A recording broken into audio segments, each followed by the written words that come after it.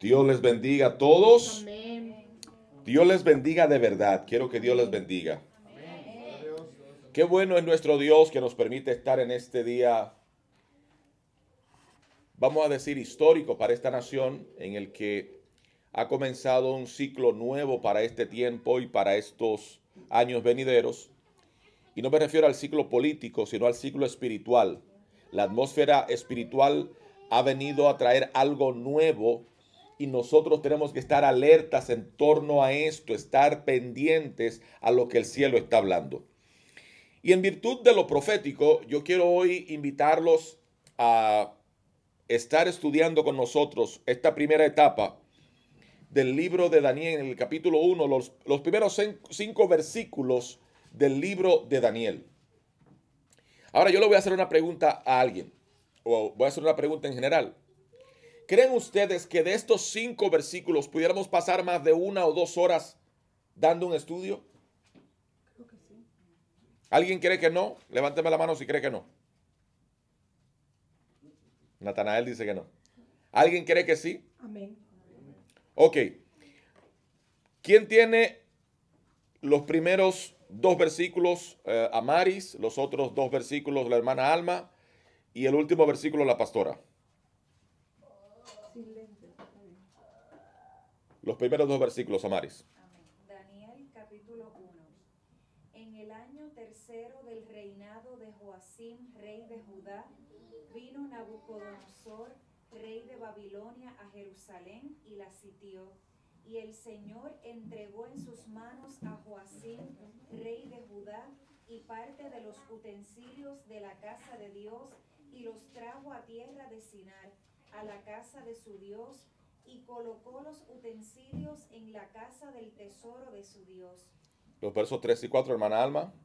Y dijo el rey a Aspenas, el jefe de sus eunucos, que trajese de los hijos de Israel, del linaje real de los príncipes, muchachos en quienes no hubiese tacha alguna, de buen parecer, enseñados en toda sabiduría, sabios en ciencia y de buen entendimiento, e idóneos para enseñar en el palacio del rey, y que les enseñase las letras y la lengua de los caldeos. El versículo 5. Yo.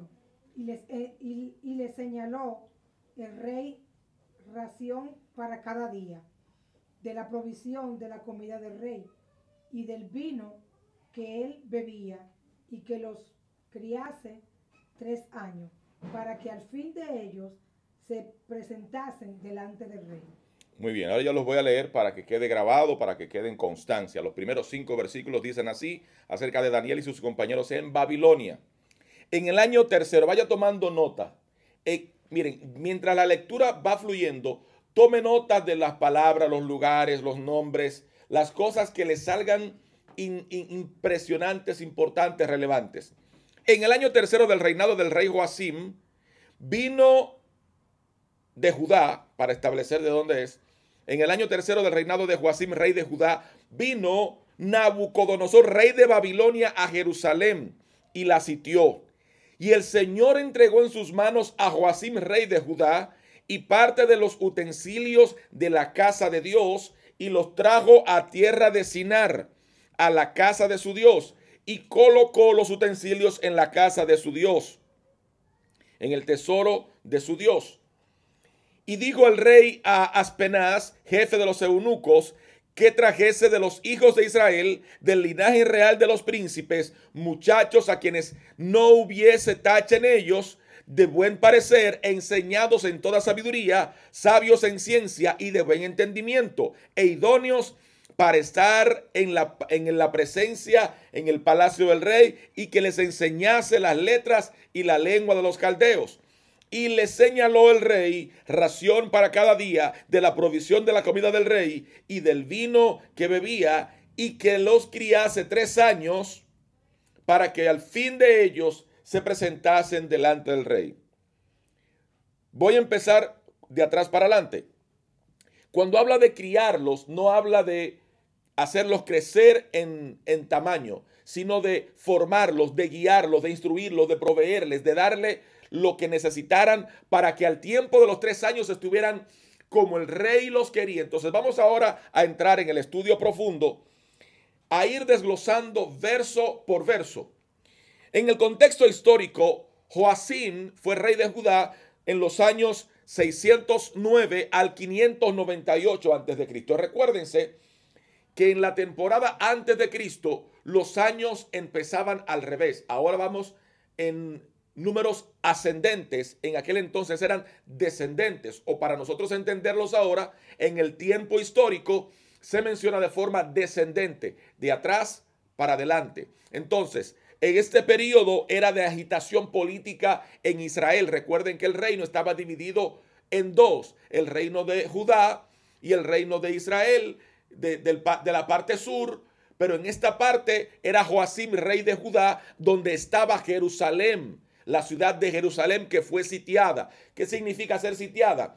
Que la rodearon, entraron sobre ella, la ocuparon.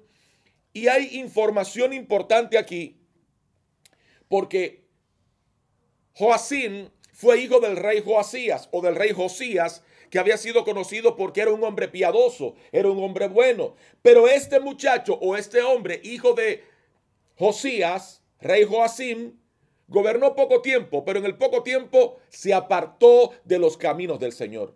Hoy en día mucha gente empieza bien, pero termina mal. Y el asunto en la vida cristiana no es como usted comienza, sino como usted se mantiene, no como termina. Porque usted no sabe cuándo va a terminar su vida cristiana. Su vida cristiana se supone que termina cuando pasamos a la otra vida con Cristo. Si Él viene por nosotros antes de que Él venga. Es decir, los cristianos que se guardaron para Cristo durante su vida y que ya partieron con el Señor, ya ellos tienen ganancia. Eso es lo que nosotros tenemos que aspirar, a tratar de vivir una vida de acuerdo a los cánones, es decir, a la ley de la palabra, a como establece la Biblia, y tomar estos puntos de referencia, porque por esta actitud es que le sucede a su reinado lo que viene a suceder en el texto que dice que vino un rey de Babilonia, de una nación poderosa, a sitiarlos y los tomaron cautivos.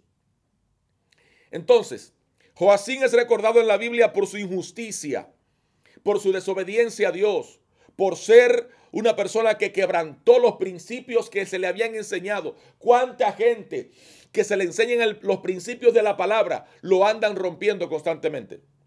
Gente que sabe lo que debe de hacer y lo que no debe de hacer, y hay que todo el tiempo estarle aconsejando, todo el tiempo estarle jalando las orejas. Ya está bueno de que usted, si está pasando por este proceso, de que siempre hay que darle un coscorrón para que levante la cabeza y se aliviane y que ya deje de hacer cosas, entonces no sea como este rey Joacim. Porque en el caso de él, lo que le ocurrió fue una invasión y llevárselo cautivo, llevárselo preso como esclavo a otra nación. Entonces, él fue recordado por ser un hombre desobediente, injusto, un hombre que durante su reinado permitió que otra superpotencia ocupara la nación que él gobernaba y que la destruyera. Entonces, la historia representa la desobediencia de Judá hacia Dios y cómo esta desobediencia trajo consecuencias que fueron provocadas por esta actitud hasta llevarlos a un exilio. Mire, usted no quisiera que lo sacaran de su casa a la fuerza. Quizá usted lo ha visto solamente en películas o en las noticias, pero usted no se imagina lo que es un desalojo a la fuerza, donde no es que te echen las cosas para afuera, es que te agarren a ti y te levanten de este alto y te saquen y te lleven preso y te lleven esclavo, que es peor, porque el preso tiene la opción de, si arregla su situación con la justicia, salir en cualquier momento, pero el esclavo no.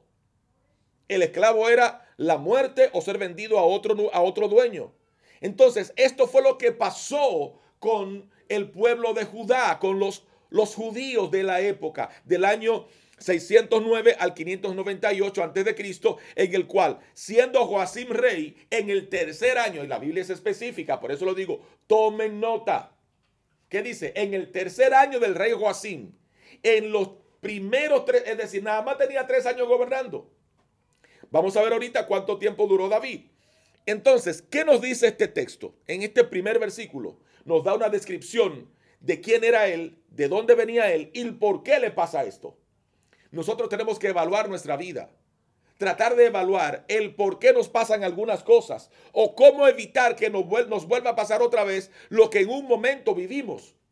Somos responsables como hombres cristianos, como mujeres cristianas, de no cometer los mismos errores que quizá cometimos en un momento determinado, que sabemos que no son acciones correctas, que no son eventos que estén delante de Dios correctos. Y eso nos llama la atención y nos hace entender que si la palabra está dando claves específicas de cuándo fue su reinado, cuánto tiempo estaba y la razón por la cual fueron tomados cautivos, es porque Dios había permitido que eso pasara.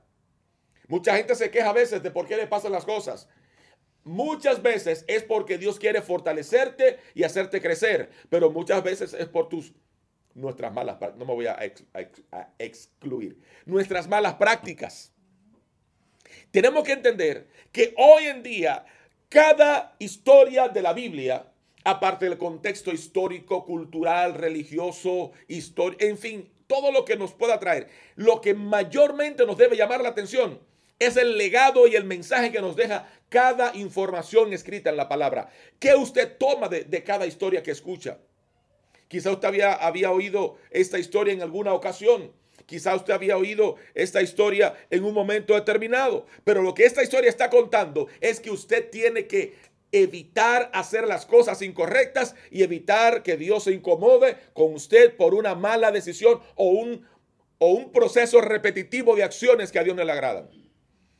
Entonces, ya sabiendo quién era nos habla del tercer año, que fue en el año aproximadamente 605, entre el año 609 al 605 aproximadamente.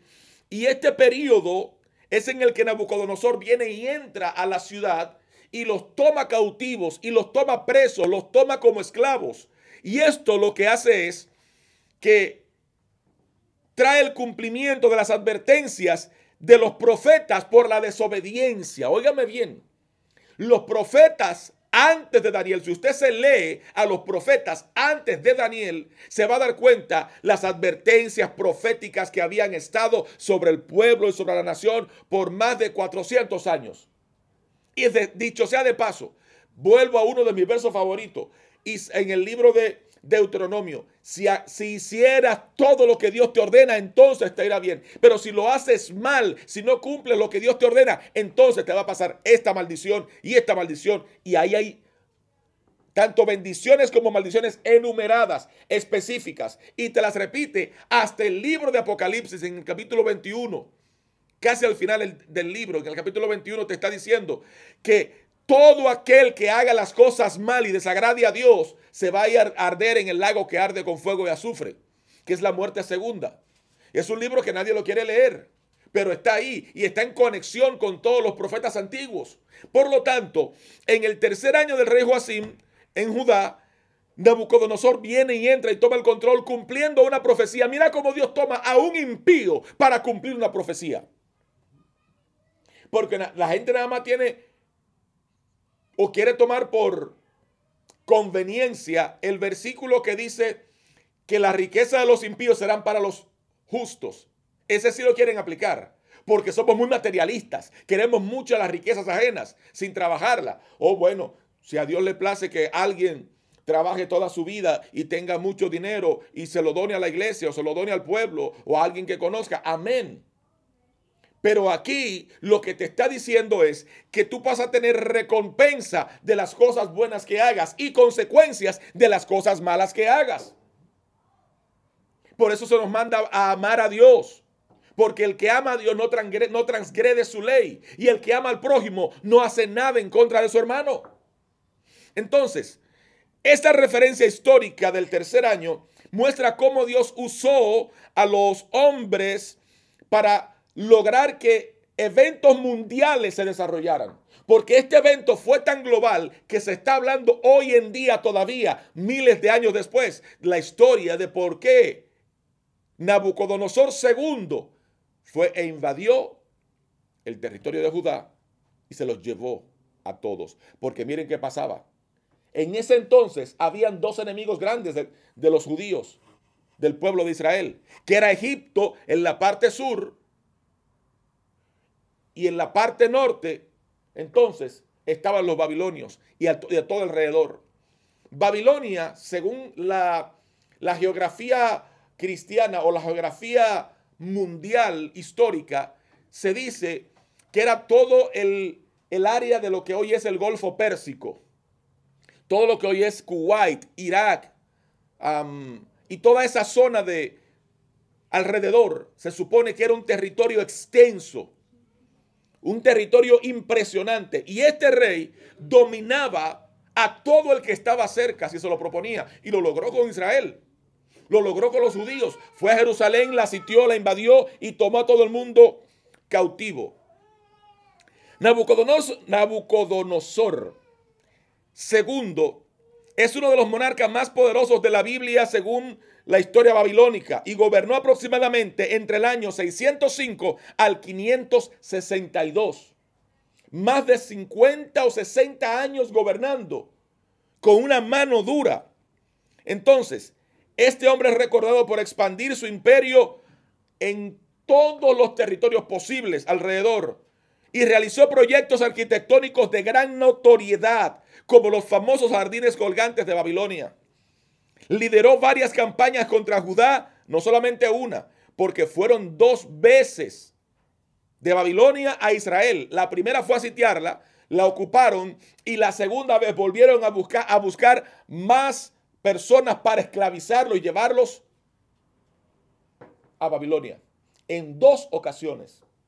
Quizás te esté pareciendo interesante esto, y es que ayer y hoy oraba muy fuerte porque el Espíritu Santo me había revelado hace unos días, y los había notado, espíritus específicos con los cuales estamos batallando hoy en día. Espíritus de recurrencia. Son cosas que se repiten una y otra vez en tu familia, en tu vida, en tu ministerio, en tu espíritu, en tu finanza. Situaciones repetitivas una y otra y otra y otra vez. La historia bíblica nos demuestra que el enemigo puede venir una y otra vez a atacarnos. Lo que tenemos que estar es preparados para cuando esos ataques vengan, él nos encuentre con la armadura puesta. Hoy en día se nos ha olvidado que tenemos una promesa de una armadura que nos va a proteger de la cabeza a los pies, pero estamos más enfocados en los golpes que estamos recibiendo que en la protección que está recibiendo los golpes, que en el protector que es nuestro Mesías, nuestro Salvador. Tomamos la historia de Babilonia como un punto de referencia para traer la aplicación técnica a la actualidad. De manera que nosotros podamos decir, lo que pasó en Babilonia, o más bien lo que hizo Babilonia con Judá, con el pueblo de Israel, fue porque hubo un gobernante que hizo lo malo delante de Dios y trajo consecuencias para él, su reinado y la nación completa. Nosotros tenemos un gobierno que es nuestra familia. Amén. Como nos comportemos en el hogar, así será nuestra familia. Y podemos tener bendiciones o consecuencias. Cuidado con lo que hacemos en el hogar. Cómo nos manejamos con la esposa, con el esposo, con los hijos, incluso con las finanzas. Hay que saber muy bien cómo nos comportamos hoy en día, porque se nos olvida que nuestros hijos están mirando. Se nos olvida que la familia nos está mirando. Se nos olvida que la misma gente del entorno, los vecinos, en la iglesia, en el trabajo, nos estamos observando, y la gente es muy fácil para señalar. Amén. Y le damos muchas veces la anuencia para que nos señalen. Eso es peligroso. Eso es delicado, que le estemos dando a la gente la razón para que nos señalen. ¿Cómo es posible que un cristiano no ame a otro? Una cosa es que usted no tenga una relación, y otra cosa es que usted tenga odio. Que tú por allá y yo por acá. Pero que si yo te veo, te quiero morder en la oreja. No. ¿Por qué? Porque le estamos dando una mala señal a nuestra familia. Nabucodonosor representa la autoridad del mundo. Esa autoridad que viene a arroparnos, a influenciarnos. Esa autoridad que viene a traer no solamente consecuencias, sino otra cultura, otro nivel de pensamiento, de conocimiento, que viene a influenciarnos para sacarnos de lo que somos y de lo que hemos aprendido, de las cosas por las cuales fuimos formados, para cambiarnos el estilo de vida. Y cuando el estilo de vida cambia para mal, como en este caso fue para esclavizarlos, ningún esclavo la pasa bien. Si no, pregúntele a José cuando lo sacaron del pozo y lo vendieron en Egipto. Aunque estuvo cómodo en casa de Potifar, él no estuvo cómodo en la cárcel. No. Nadie está cómodo en una cárcel. No sé si usted ha estado algún día, por lo menos un par de horas tras las rejas. Espero que nunca lo haya estado. Pero lo que en algún momento vivimos una experiencia de ese tipo, podemos decir que es agobiante estar en un lugar que usted por su propia cuenta no pueda salir. Y era peor para este pueblo, que estaba obligado a estar diferente, en un pueblo diferente, en una región diferente. Y me imagino que se lo llevaron caminando, no fue en autobús, ni fue en avión. Caminando por el arduo desierto de Israel hasta Irak, hasta Babilonia, hasta no recuerdo ahora hasta qué punto, qué altura estaba el palacio del rey Nabucodonosor II. Pero eran quizás miles de kilómetros. Los únicos que iban a caballo o en carroza o en carreta eran los generales, eran los capitanes, los oficiales. Pero este pueblo que fue tomado preso, cautivo, los hicieron cargar las reliquias del templo como un símbolo de poder, de que mira, yo te estoy dominando y me llevo todo lo que tú tienes. Te saco de tu comunidad. Y eso es lo que el enemigo quiere hacer con nosotros. Robarnos nuestra identidad, nuestra fe, nuestro amor, nuestra esperanza, lo que Dios ha hecho por nosotros. Míreme, ¿sabes cómo lo perdemos? En mi país decimos con un pique. No significa el picante, no. Con un enojo, para que me entienda. Un enojo te hace perder tu salvación en un momento determinado. Porque hay gente que se le olvida que en un enojo le puede dar un infarto al corazón o un ataque al cerebro, un stroke. En un enojo por no saber manejar las emociones. Y he hablado por más de un año de que Dios nos hizo seres emocionales, con sentimientos, con 5 sentidos. Y esos 5 sentidos se mueven a través del conocimiento y de nuestra vida cotidiana. Esos sentimientos son impresionantes. Cómo nosotros podemos sentir amor, cómo podemos sentir cuando algo nos molesta. Esos sentimientos están en el centro de nuestra mente, de nuestra alma, y son las que mueven nuestra vida en momentos determinados. Por eso, cuando usted le dan un susto, usted tiene una reacción. Esa es una emoción. La de sorprenderse, o la de enojarse, o la de alegrarse. Todas esas emociones debemos de aprender a controlarlas. Sobre todo los que tenemos empresa, los que tenemos familia, los que tenemos matrimonio, los que tenemos hijos. Quizá una persona soltera puede darse el lujo de cometer ciertos errores que un casado no puede, que un cristiano no puede. Ahora bien, independientemente de eso, todo error tiene su consecuencia. Toda metida de pata tiene su consecuencia y es lo que tenemos que prestar atención.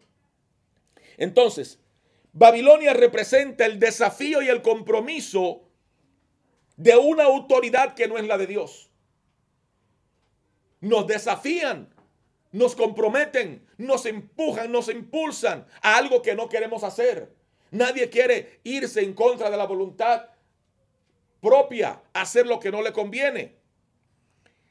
Nabucodonosor también representa un símbolo de potencia, un imperio conocido por su riqueza y por sus prácticas paganas. Se puede discutir también el hecho de que consideremos que la perspectiva del pueblo de Dios tiene que ser la fidelidad. Eso es lo que va a evitar que tengamos errores garrafales en nuestra vida y que no caigamos en ciertos hoyos que no deberían. El verso continúa hablando de los utensilios de la casa de Dios.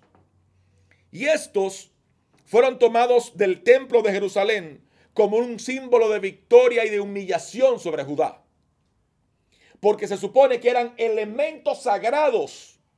Todavía hoy en día, los rituales judíos son rituales sagrados. Por ejemplo, han visto, yo sé que tanto la profeta, la pastora como la hermana Alma conocen el tema del Shabbat porque en algunos lugares ellas han visto cómo preparan cada viernes la mesa, cómo preparan todo, cómo cubren todo. Y después que se prepara, nadie puede tocar eso hasta la hora de la cena. Y eso es intocable.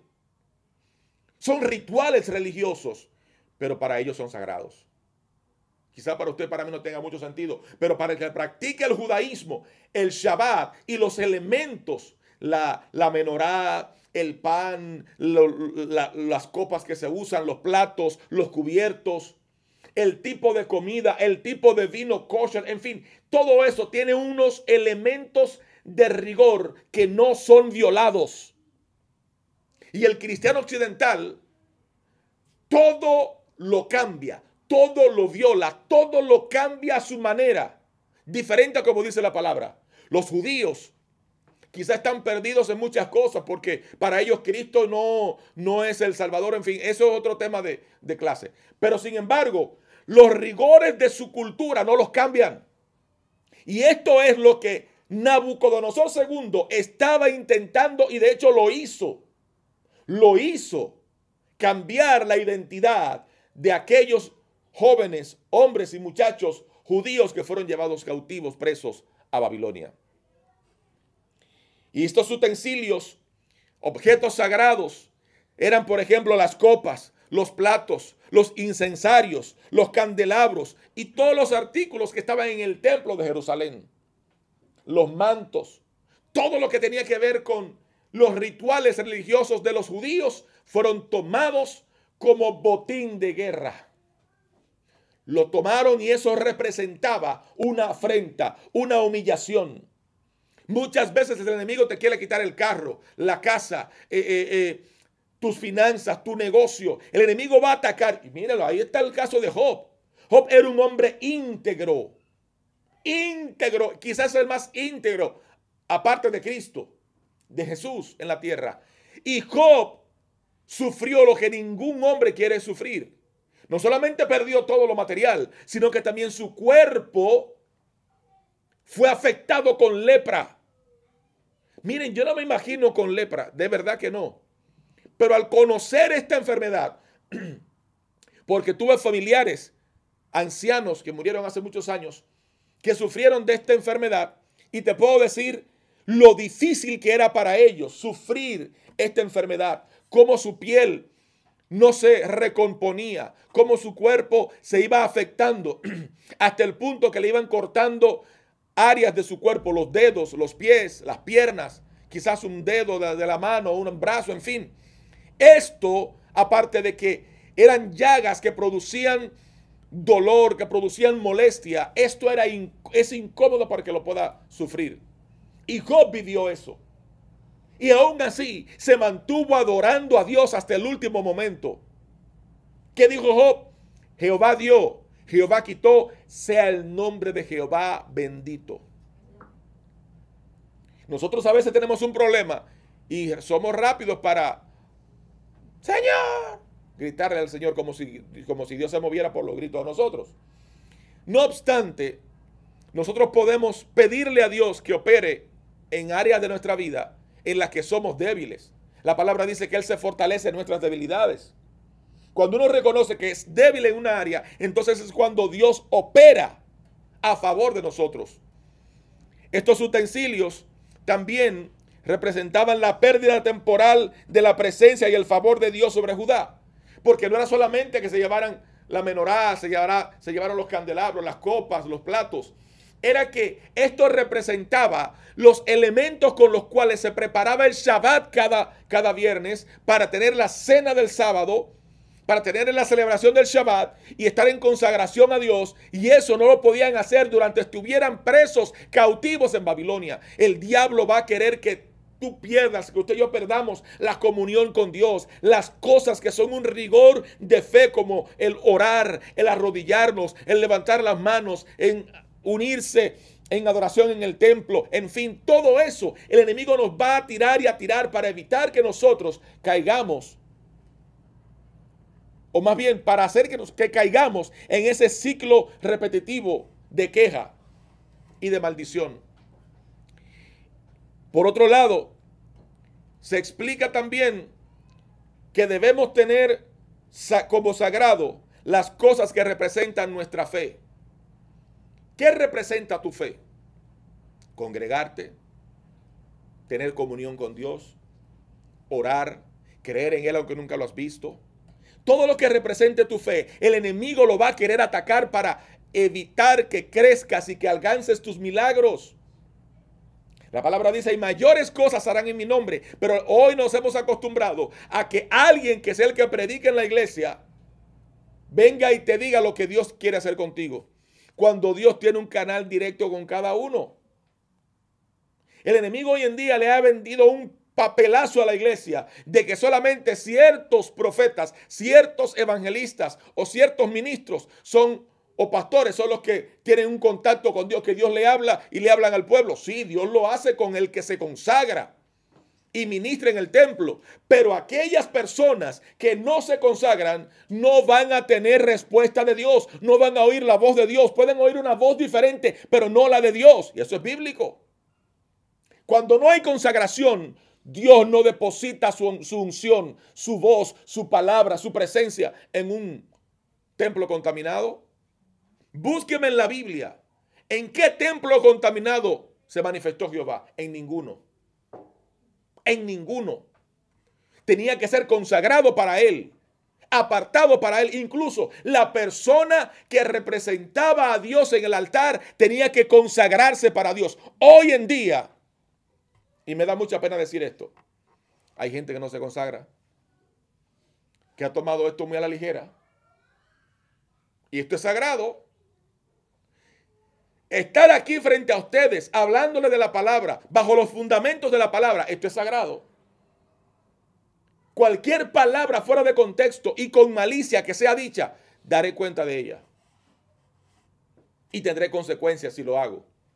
Pero también habrá provisión y bendición y vida eterna cuando le dé la palabra de verdad, la palabra que es luz, la palabra que es vida, la palabra que ilumina, la palabra que guía, la palabra que orienta, que corrige, la palabra que viene sazonada del cielo, la palabra que te confronta para mejorar tu vida. Amén. Hoy en día hay mucha gente que ha tomado el rigor de la palabra muy a la ligera. Muy a la ligera. Pueden mentir sin ningún problema. Pueden engañar sin ningún problema. Como si eso fuera normal en el templo. Se supone que eso es imposible de entender. Siempre recuerdo, soy muy amante de la lectura.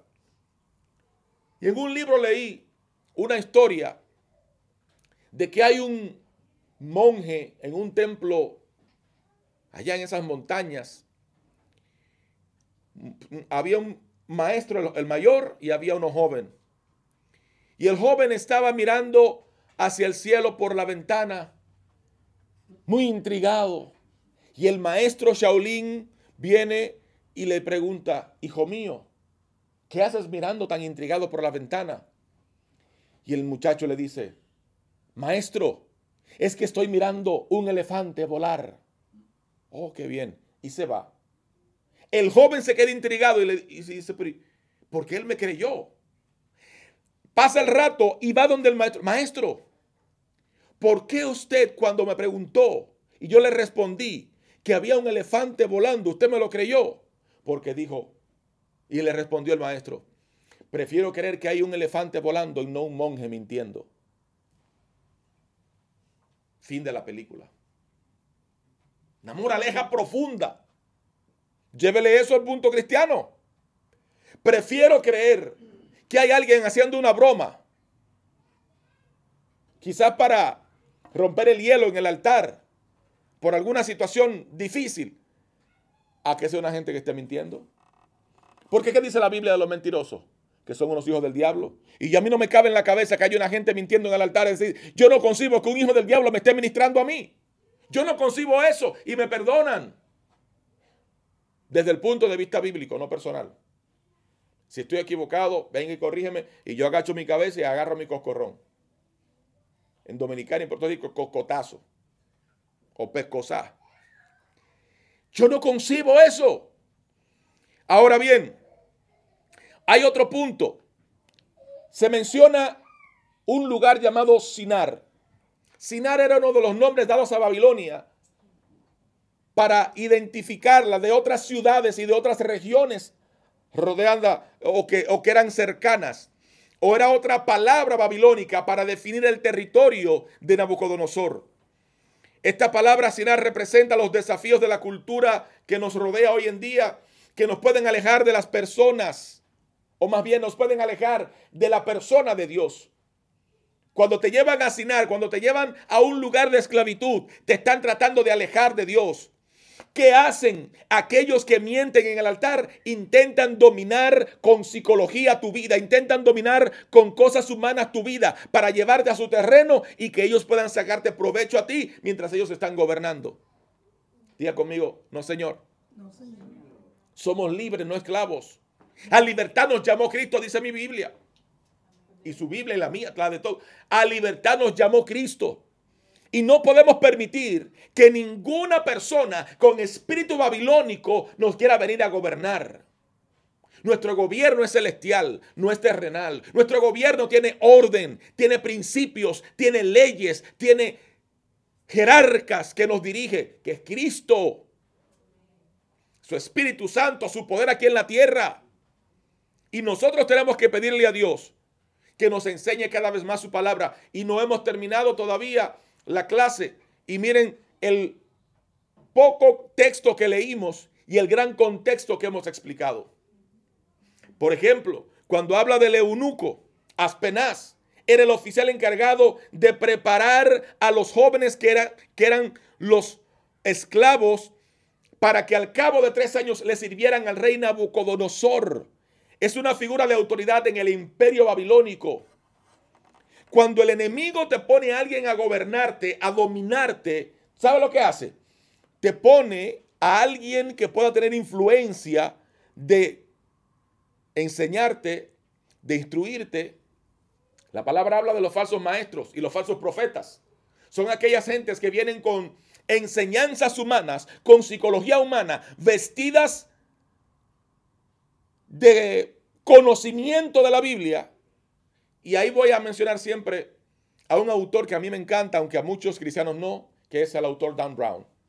Dan Brown en sus libros toma ficción y realidad y los mezcla y lo hace tan bien en su narrativa, Héctor, que tú no sabes a veces si te está hablando la verdad o una mentira. Si tú no eres una persona con conocimiento de lectura y de cultura general mundial, te pierdes fácilmente y tú dices, pero bueno, y esto será cierto. Hay un libro de Dan Brown, si a usted le gusta leer, cómpralo, es baratísimo, menos de $25, se llama La Conspiración. Es un poco viejo, pero me encanta. Porque ahí te habla de cosas que te van a abrir los ojos. Y recuerde que es una novela, es una ficción. No está mal que usted lea cosas que le puedan hacer entender. Ahí habla de nanobots. Y no quiero hablar de cómo hoy en día la milicia de Rusia y de otros países usan los nanobots para espiarnos. Si usted se va a dar cuenta, sus teléfonos tienen nanobots. Todo lo que usted habla, eso está claro ahí, en ese libro. Y es una novela. Entonces, si usted se busca las películas de Hollywood o las de Gran Bretaña con el W07, el agente 007, ahí nos presentaban los teléfonos modernos, los relojes modernos, los autos con teléfonos satelitales. Hoy en día eso es normal, todo el mundo tiene un teléfono satelital en su mano. Pero nos vienen condicionando desde los principios de la época de la televisión y el cine, preparándonos para lo que estamos viviendo hoy. Yo recuerdo cuando yo era niño, en los años 80, que estaba muy famosa la serie Star Trek, Viaje a las Estrellas. En Viaje a las Estrellas había un aparatito negro que se lo ponían aquí en la cintura con un clip, y cuando querían transportarse desde un planeta a la nave en el espacio, lo sacaban, lo abrían como un librito, señor Spock, transpórteme. Muchos años después, trajeron o lanzaron el teléfono StarTAC en honor a la serie Star Trek. Pero hay mucha gente que no entiende todavía que nos están condicionando, que Babilonia está metida en el mundo. Y el cristiano está en Belén con los pastores. estamos entretenidos en muchas cosas y no nos estamos dando cuenta que nos están condicionando hace tiempo. Y luego salió el telefonito, el Vader, que era igual pero más chiquito. Usted lo abría. Pero primero fue el teléfono, el Nokia y el Qualcomm, que eran como estos teléfonos o radio satelitales de la milicia. Y nos han ido condicionando. Y a veces veíamos en las películas que hablaban desde el ¿cómo se llama? Reloj. Desde el reloj. Se comunicaban y hacían llamadas. Hoy usted puede hablar desde el reloj. En fin, nos han condicionado por décadas y no nos damos cuenta. Nos ponen a comprar lo que ellos quieren, a votar por quien ellos quieran, a hacer lo que ellos quieran. Y nosotros tenemos que tener un dominio propio, porque muchas veces hacemos lo que el sistema quiere y no lo que Dios quiere. Pero eso es otro tema. Un eunuco era un hombre que estaba castrado. En pocas palabras, no tenía escroto. El escroto es la bolsita que va abajo del pene del hombre, donde están los testículos, que produce el esperma, que era lo que produce o es lo que produce la reproducción humana en la fecundación con el óvulo de la mujer. No creo que lo pueda decir de una manera más técnica. Creo que lo dije bien, ¿verdad? ¿Se entendió? Entonces, eran hombres que no podían tener relaciones. Y yo creo que cuando se habla de castrado, de eunuco, era que no tenían nada. Lo quitaban todo, tanto a los testículos solamente. Ok. No, el escroto es el saquito que guarda el testículo, le cortaba las dos cosas. Ok. Santo, pobrecillo. Eran improductivos. Hoy en día hay mucha gente que está siendo espiritualmente eunuca, castrada desde los altares, condicionada con psicología humana, condicionada con castramiento profético, entre comillas. Miren, hoy lamentablemente hay muchas supuestas palabras proféticas que no tienen nada de profética, y les voy a explicar rápidamente. Lo profético es lo que Dios habló y habla y seguirá hablando desde la eternidad, y se la da al hombre a través de sueños, visiones, revelaciones, o de su voz, o de un sentir en su espíritu cuando hay una conexión divina. Y el ser humano recibe estos códigos, esta información, este nivel de revelación de múltiples maneras que no voy a explicar ahora. Y entonces el hombre puede hablar de parte de Dios, y hay algo. Cuando es de Dios, no trae inquietud, no trae desasosiego, no trae intranquilidad. Cuando la palabra es de Dios, el hombre sencillamente es un simple canal de información. Pero la información es del cielo. Entonces lo profético es lo que Dios ha hablado para ser dado como información a alguien, ya sea una persona, una familia, una iglesia, una ciudad, una nación o al mundo entero. Cuidado con el que Dios dijo o Dios me dijo. El Dios me dijo es peligroso, porque eso es usar el nombre de Dios en vano, y es uno de los problemas que está acarreando maldiciones a mucha gente hoy en día. Miren, voy a decir esto con mucho respeto. Ustedes no han visto muchos líderes que han muerto de cáncer. Feo, cosas horribles. Líderes que han muerto pobres. Y hablo de líderes religiosos. Líderes que sus matrimonios se los ha llevado el mismo enemigo. Es porque hicieron cosas, dijeron cosas, se hicieron muchas cosas, supuestamente en el nombre de Cristo, sin Cristo haberlo dicho. Y hay algo que la gente no quiere recordar, los que estamos en el altar, que de todo tendremos o bendición o consecuencias. Y cuando usted dice, Dios dijo, Dios me reveló, y Dios me habló, y Dios me dijo, no se están dando cuenta, quizá no lo quieren entender, o creen que Dios se la deja pasar por alto. La palabra dice que Dios no puede ser burlado, y que no usemos el nombre de Dios en vano, que eso es pecado. Usar el nombre de Dios en vano es lo mismo que agarrar una pistola y matar a alguien, o una hacha y cortarle la cabeza. Es lo mismo, igual que la mentira. Son pecados, y para Dios el pecado es abominación, pecado en todo el sentido de la palabra. Y este muchacho, este señor, estaba cortado, Aspenaz, el eunuco, ¿Pero para qué lo hacían? Para que se consagrara a la labor de lo que el rey quisiera. En el caso de Esther, de la reina Esther, había un eunuco que era el encargado de prepararlas a ellas. Según historiadores, a mí no me lo crea, es posible que haya sido gay. Porque para estar vistiendo a esas mujeres y para estarla bañando y para estarla preparando y acicalando y condicionando para presentarla al rey, tenía que ser de corte femenino. No, aunque no tuviera, pero era afeminado. No me cabe otra explicación. Yo quisiera no creerlo, pero tiene sentido. Eso es cuestión de otra investigación y otra clase. Ahora bien, los eunucos no eran exactamente homosexuales, pero eran hombres que estaban solamente ligados a las directrices de un rey. Por otro lado, ya para terminar, Aspenaz representa las figuras de autoridad que pueden ser utilizadas en un momento por Dios, incluso en un contexto como el exilio. Porque el mismo que ayudó aquí a Sadrach, Mesach y Abednego, y el mismo que ayudó a Daniel, también hay otro eunuco que ayudó a Esther a lograr el plan de Dios.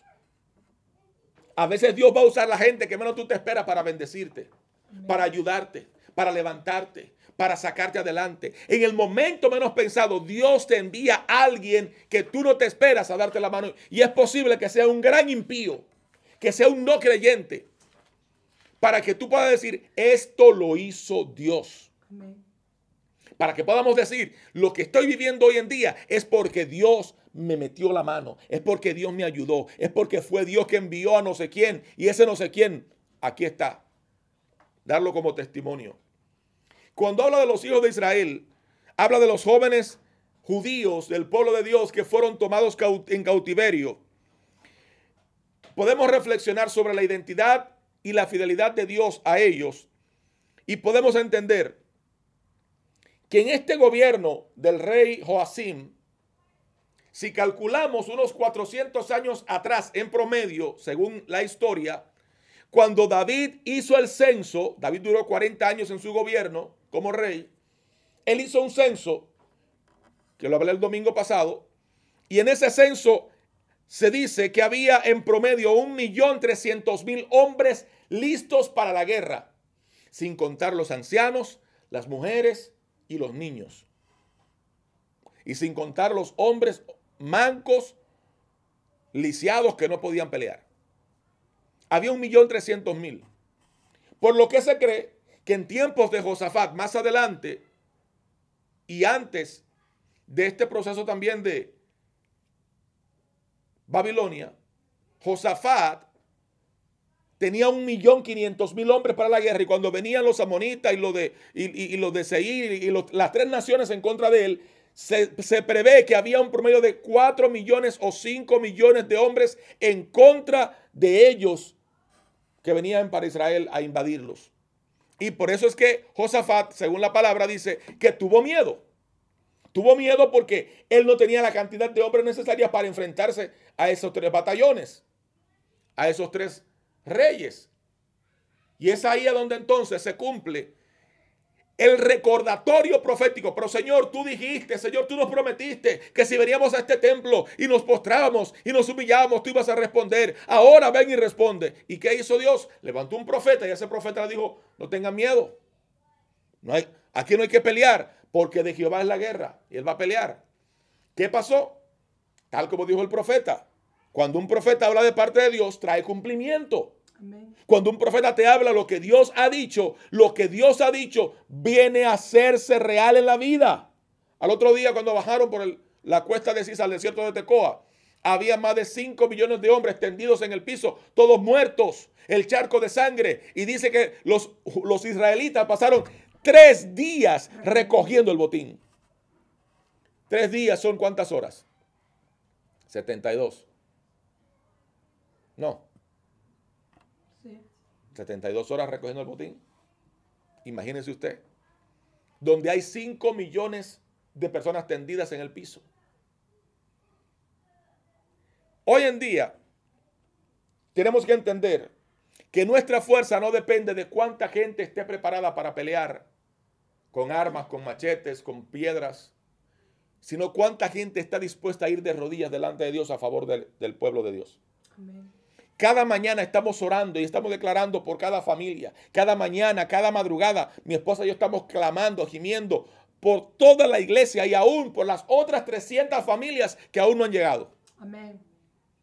Porque es posible que usted no se dé cuenta que estamos orando por ustedes desde antes que vinieran a la iglesia.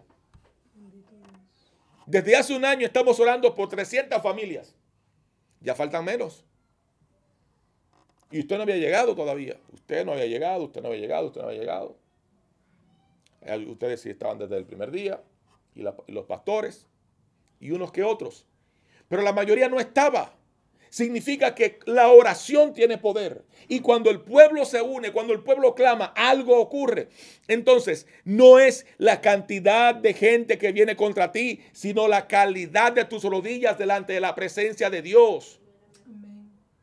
Contra este pueblo hubo una consecuencia y yo declaro que no nos pasará a nosotros. No seremos desobedientes, seremos contados fieles, seremos contados gente que se comporta correctamente delante de Dios, del esposo, de la esposa, de los hijos, de los pastores, de la familia, del liderazgo, en el trabajo, en todo. Amén. En el nombre de Jesús, porque no es verdad que daremos mal testimonio de lo que Dios ha dicho y está haciendo con nosotros. El testimonio suyo va a dar muestra de que Dios es fiel.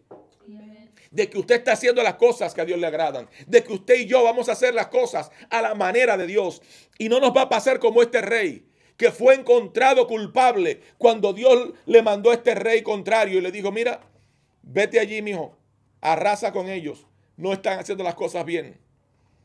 Necesitamos ser hallados fieles delante de Dios. La palabra dice que nos presentemos delante de Dios como obrero que no tiene de qué avergonzarse. Amén. Levantemos nuestras manos santas delante de Dios y digamos, no tengo de qué avergonzarme. Amén. Ahora, si hemos hecho algo mal, antes de venir al altar, arrodillarte, ve y pide perdón. O ve y perdona. Ponte a cuenta con tu hermano. No es cuestión de echar una ofrenda en el altar, es cuestión de cómo está tu vida espiritual. ¿Cómo estamos viviendo hoy en día? ¿Qué estamos haciendo con nuestra vida hoy en día? Que necesitamos decirle al Señor, ¿sabes qué, Señor? Estoy mal. Estoy en desobediencia. He faltado, he fallado. Necesito tu intervención. Necesitamos vivir en ese nivel de compromiso con Dios en el cual podamos decir, yo necesito la intervención de Dios. Porque hoy en día nos justificamos por cualquier cosa. Es que yo soy así. Es que yo. Y a la hora de la verdad, Dios va a mandar consecuencia o beneficio o bendición de acuerdo a nuestra realidad de vida. Amén. Faltan muchos puntos más que voy a tratarlo la próxima semana como una continuación. Nos quedamos en el punto número de la clase, la que yo tengo acá, en el punto número 7, hablaremos de qué significa ser intachables, apuestos, del linaje de los muchachos, qué significa estar enseñado en toda sabiduría, qué significa ser sabios en ciencias, qué tipo de ciencias se estudiaba en aquella época. Pero eso no es para hoy. De buen entendimiento, entre otros puntos. Así que en esta hora, si usted está aquí es porque vino a aprender algo, que yo sé que va a ser de edificación esta enseñanza para su vida y de poner en práctica algo nuevo, algo fresco que le va a beneficiar. Así que cierre sus ojos por un momento y vamos a orar. Padre eterno y Dios de gloria, tu palabra es viva y es eficaz y es cortante como espada de doble filo. Tu palabra es luz, es lumbrera. Tu palabra es la verdad. Tu palabra no miente. Tu palabra es guía, es sustento, es provisión. Tu palabra es buena en gran manera. Y en este día ha sido el sustento que alimenta nuestra alma. Ha sido el pan de vida para nuestra alma. En el nombre poderoso de Jesús nos vamos de este lugar, pero no de tu presencia, Señor. Y vamos revestidos de una palabra de transformación, de transición, de desarrollo, de avance, de crecimiento, que nos va a hacer cada vez más puros delante de tu presencia. que nos va a hacer, Señor, vivir conforme a tu voluntad, a tu propósito, a tu grandeza, en el nombre poderoso de Jesús. Y sabemos, Señor, que esta palabra será vida en nosotros.